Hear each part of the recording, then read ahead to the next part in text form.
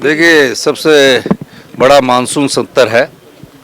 प्रदेश में 10 दिन का पहला ऐतिहासिक मानसून सत्र हो रहा है और विधायक दल की बैठक में जो तय किया है वो विधानसभा के अंदर प्रकट होगा, क्योंकि विधायक दल की जो बैठक होती है उसमें जो भी चर्चा होती है वो विधानसभा के अंदर किस प्रकार भारतीय जनता पार्टी की चर्चा, उसका जवाब देना उस बारे में होती है। ये तो बाकी विधायकों के थोड़े बहुत ग्रेवेंसेस होते हैं, वो सुनकर विधायक दल की बैठक खत्म होती है।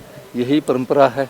तो मैं ये कहना चाहता हूं कि इस 10 दिन के मानसून सत्र में भारतीय जनता पार्टी को जो भी उनकी भावना है, जो भी भारतीय जनता पार्टी ने जिस प्रकार लोकतंत्र की हत्या की थी, उस मुद्दे पर भी अगर वो चर्चा करना चाहती है, जिस भी मुद्दे पर वो चर्चा करना चाहती है, प्रदेश सरकार तैयार है।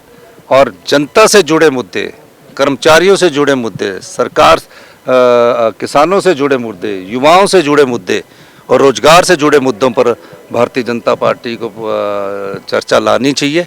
चर्चा लाने के बाद वॉकआउट नहीं करना चाहिए।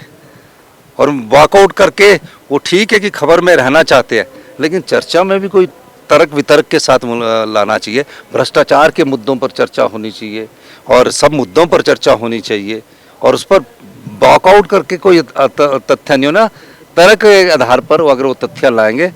इसीलिए 10 दिन का मानसून सत्र रखा है और मैं दावे के साथ कह सकता हूं हमारी सरकार उनका पूरा जवाब देगी। उसके बाद आप मुकरते जाओ कि भाई आज की हालात नहीं है, आर्थिक स्थिति नहीं है। कर्मचारी आज महसूस कर रहे हैं कि भारतीय जनता पार्टी की सरकार के दौरान जो मांगा गया वो दिया गया।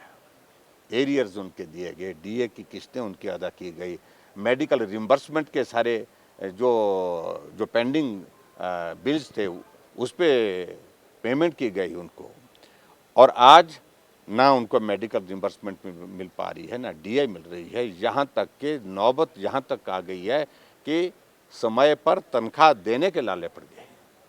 तो इन तमाम मुद्दों को लेकर के आज जो मुख्यमंत्री ने सारी बातों को लेकर के जवाब दो। जो मुख्यमंत्री कहते थे हम कर्मचारी हितैषी हैं, आज ये उनके खिलाफ नारे लगाने वाले कौन लोग हैं? जो सचिवालय के बाहर लगातार पिछले लंबे समय से जो है वो हर रोज वहाँ पर नारे लगा रहे हैं अपने मुद्दों को लेकर के। और इसके अलावा बहुत सारे चीज़ें ऐसी हैं जिन बातों को लेकर के बात करने की मुझे लगता है कि जो गुंजाइश है उन पर हम बात करेंगे और सरकार को जवाब देना होगा। उन्होंने ये कहा है तो उन्होंने ये गलत कहा है। सर्वदलीय बैठकें पहले भी हुई है कई बार, एक बार ने अनेकों बार वो नहीं आए। और कल जो खासतौर से जो परिस्थिति बस नहीं आना हो पाया तो हम उसी तक ही सीमित थे।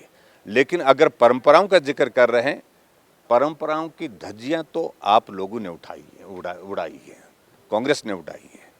इस बात को लेकर के बड़ा स्पष्ट रहें सरकार के। और मुझे इस बात को लेकर के हम विधानसभा के अध्यक्ष के बारे में सम्मान रखते हैं उनके प्रति, लेकिन एक बात, विधानसभा के अंदर अध्यक्ष महोदय जो कहें, जिस तरह का निर्णय करें, उस पर हम बहुत ज़्यादा नहीं बोलते। वो बात वहीं ख़त्म होनी चाहिए और ख़त्म होती भी है और हमने ख़त्म की भी।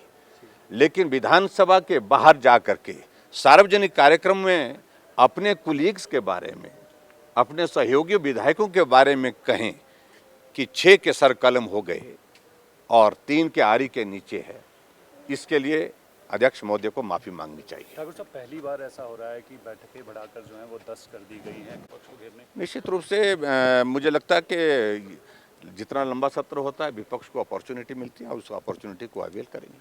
Thank you, thank you. अगर आप ये वीडियो YouTube पर देख रहे हैं तो हमारे चैनल को सब्सक्राइब करें और बेल आइकन को दबाना ना भूलें। अगर आप Facebook पर ये वीडियो देख रहे हैं तो हमारे पेज को लाइक करें।